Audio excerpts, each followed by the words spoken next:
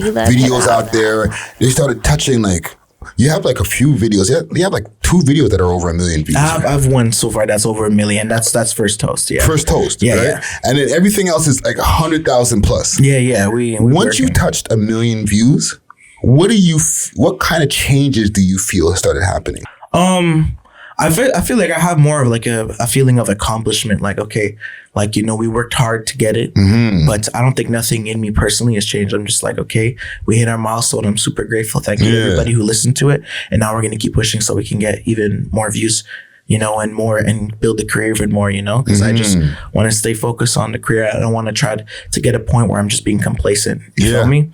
You never want to be complacent and settle. I don't want to settle for less when you can have more. So we just like stay focused, but like still I'm so grateful for all the people who like listened to it, like it, saved it, streamed it. Even if you hate it, I'm so grateful that you took the time to listen to it. You know what I mean?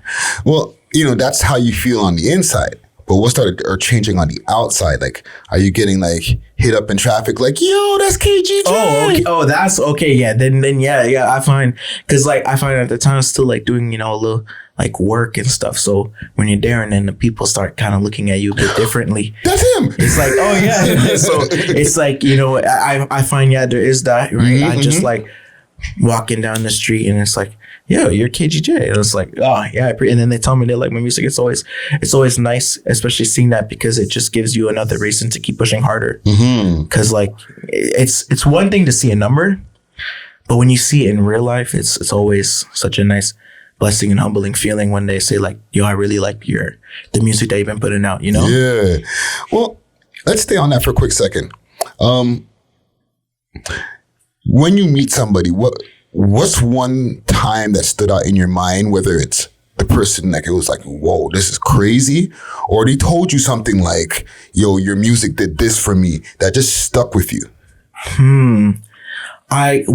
There's none of, I haven't had that in person, but I know I've gotten a DM of like, you know, someone saying something like that. And it's always like touching, because I try to read all like the DMs and see like, especially when it's like fans or supporters, I want to, you know, keep them a supporter so that I appreciate them, you know, because no matter how big, like you'll never be where you are without the people who are supporting you. Yes. Keep pushing you. So you got to always show them that you're grateful for them. Right. And I feel like that, you know, that get the connection with your fans and stuff. And yeah, but in real life, I find the thing that stood out to me most when it comes to getting like recognized in public was the first time it happened, you know, cause like you go from, I've been going to Walmart, you know what I mean? But now I'm going to Walmart and then someone like, oh, you know what I mean? You're KGJ. Yeah. So it's like the first time it happened, I'm like, okay, wow. Like, and this is, I'd say around after like Young Rondo came out.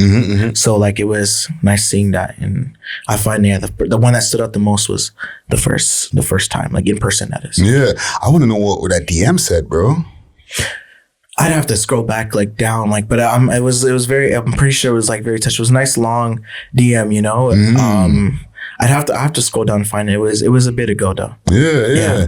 No, man, I love seeing stuff like that, man, because that means you're touching people and they're feeling something from what you're doing, fam. It's not just something that just comes and goes. You know what I'm saying? Because I find actually here and there, you know, I drop. Like I have my song that I'm talking about, like when I want these things, or I'm talking positivity stuff, right? All that. But then I have like, you know, a song here and there where I talk about some real stuff, right? I got my song 100, right?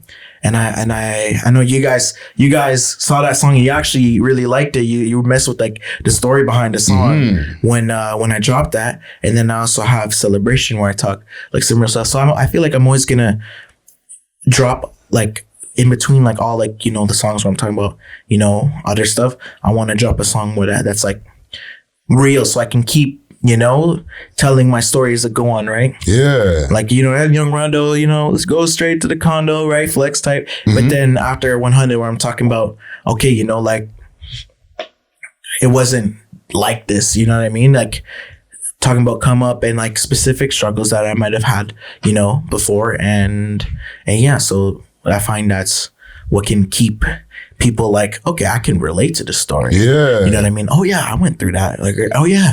Or even if it's not something they can relate to, it's like, yeah, you're right. Like this kind of stuff needs to change. So, you know, like here and there, I drop some, you know, just like to keep a message pushed, you know. And We love hip hop.